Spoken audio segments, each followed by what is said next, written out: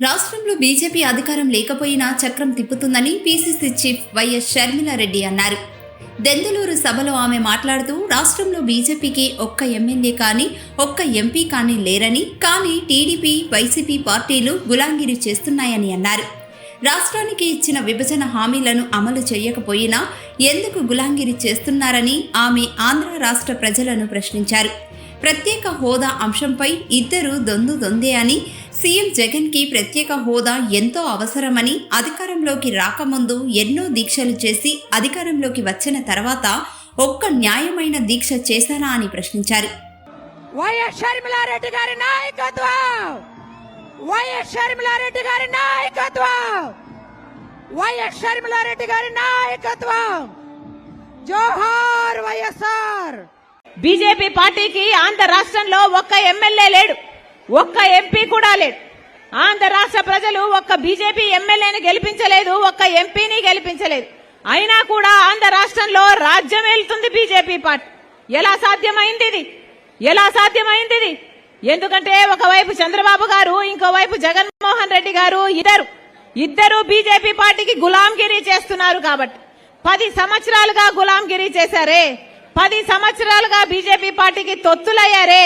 పోనీ 10 సంవత్సరాలలో 10 వాగ్దానాలలో ఒక్క వాగ్దానమైనా నిలబెట్టుకోగలిగారా? ఒక్క వాగ్దానమైనా, ఒక్క హామీ అయినా నెరవేర్చుకోగలిగారా అంటే ఒక్కటి కూడా రాలేదు మన రాష్ట్రానికి.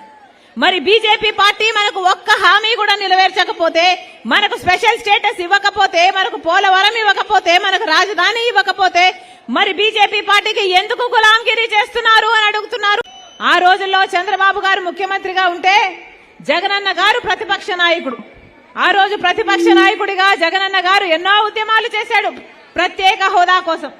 ఆ రోజు ప్రత్యేక హోదా జగనన్న గారు నిరాహార దీక్షలు కూడా చేశారు. ఆ రోజు జగనన్న గారు చెప్పిన మాట, ప్రత్యేక హోదా రావాలి అంటే మూకుమ్మడిగా రాజీనామాలు చేద్దాము అన్నారు. ప్రత్యేక హోదా ఎందుకు రాదో చూద్దాము అన్నారు జగనన్న గారు. తీరా ఎన్నికలు వచ్చాయి, జగనన్న గారు ముఖ్యమంత్రి అయ్యారు. ఇప్పుడు జగనన్న గారు ముఖ్యమంత్రి అయినాక ప్రత్యేక హోదా కోసం ఒక్కసారైనా నిలబడ్డారా, మాట్లాడారా, బీజేపీని నిలదీశారా, ఒక్క నిజమైన ఉద్యమమైనా చేశారా అంటే ఒక్కటి కూడా చేయలేదు. ఒక్కసారి కూడా ప్రజల పక్షాన మాట్లాడలేదు. ఒక్కసారైనా మూకుమ్మడిగా రాజీనామాలు చేద్దామన్న జగనన్న గారు ఇప్పుడు ఎందుకు రాజీనామాలు చేయడం లేదు? ఇప్పుడు అదే బీజేపీ పార్టీకి తొత్తులుగా మారారు. జగనన్న గారే కాదు, చంద్రబాబు గారు కూడా ఇద్దరు దొందే. ఆ రోజుల్లో చంద్రబాబు గారు ముఖ్యమంత్రిగా ఉంటే జగనన్న గారు ప్రతిపక్ష నాయకుడు. ఆ రోజు ప్రతిపక్ష నాయకుడిగా జగనన్న గారు ఎన్నో ఉద్యమాలు చేశాడు ప్రత్యేక హోదా కోసం. ఆ రోజు ప్రత్యేక హోదా జగనన్న గారు నిరాహార దీక్షలు కూడా చేశారు. ఆ రోజు జగనన్న గారు చెప్పిన మాట, ప్రత్యేక హోదా రావాలి అంటే మూకుమ్మడిగా రాజీనామాలు చేద్దాము అన్నారు. ప్రత్యేక హోదా ఎందుకు రాదో చూద్దాము అన్నారు జగనన్న గారు.